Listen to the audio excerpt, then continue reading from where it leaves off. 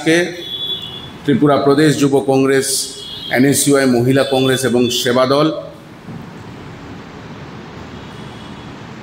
কিছু দাবি এই রাজ্যবাসীর কাছে এবং এই সরকারের সামনে রাখতে চায়। আমরা দেখেছি এই রাজ্যে দিনের পর দিন নেশা কারবারিদের রমরমা ব্যবসা। আমরা দেখছি ছাত্রদের উপর প্রশাসনের লাঠিচার্জ। আমরা দেখছি রোজ দিন কোথাও না কোথাও মহিলারা ধর্ষিত, খুন সহ নানান নির্যাতনে ভুগছে এবং আমরা তার তীব্র নিন্দা জানাই। এই রাজ্যতে ভারতীয় জনতা পার্টির সরকার আসার আগে তারা যে কয়টি প্রতিশ্রুতি রেখেছিল এই রাজ্যের কাছে, সেই প্রতিশ্রুতির এক অংশ তারা পূরণ করতে ব্যর্থ। আমরা দেখেছি কিছুদিন আগে যে বিলুনিয়াতে প্রশাসনিক দায়ভার নেওয়া সেখানের ওসি, সেখানে ভারতীয় জনতা পার্টির আশ্রিত কিছু গুন্ডা পান্ডারা ওনাকে মঞ্চের থেকে নামিয়ে পেটালো। কিন্তু অবাক করা ঘটনা আমরা দেখলাম যে পরের দিন যখন কোর্টে ওঠানো হলো 1 ঘন্টার মধ্যে তাদের বেল হয়ে যাচ্ছে।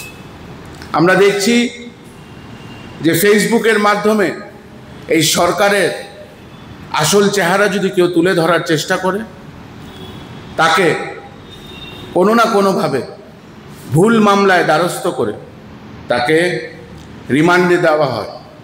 আমরা দেখছি যে ছাত্ররা আজকে স্কুলে যাচ্ছে, স্কুলের সিলিং থেকে ফ্যান ভেঙে তাদের মাথায় পড়ছে। আমরা দেখছি ছাত্ররা স্কুলে যাচ্ছে এবং স্কুলে কোনো টিচার নেই।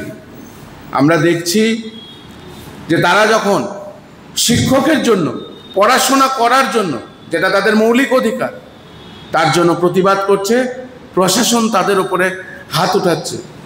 লজ্জাস্কর এবং একটি কালো দিন ত্রিপুরা রাজ্যে। এবং এই ছাত্র সমাজরা আজকে যেভাবে ছাত্রদের কণ্ঠরোধ করার চেষ্টা করছে এই সরকার, আমি এতটুকু বলতে পারি যে এই সরকারের শেষের শুরু হয়ে গেছে। এই সরকার যেভাবে রাজ্যটাকে নেশা বাণিজ্যের এক কালো চাদরে মুড়ে নিয়েছে, সেই সরকার আজকে ব্যর্থ। যুবকদেরকে চাকরি দিতে পারছে না। যেখানেই পরীক্ষা হচ্ছে আমরা দেখছি যে সেখানেই দুর্নীতি। যেখানেই পরীক্ষার স্বচ্ছতা নিয়ে প্রশ্ন উঠছে, যারা পরীক্ষা দিচ্ছে তারাই প্রশ্ন করছে যে সে পরীক্ষা ঠিক করে দেওয়া হয় না। তাই আমরা সিদ্ধান্ত করেছি যে আগামী 6 তারিখ আমরা রাজ্য জুড়ে গণ অবস্থানে যাব।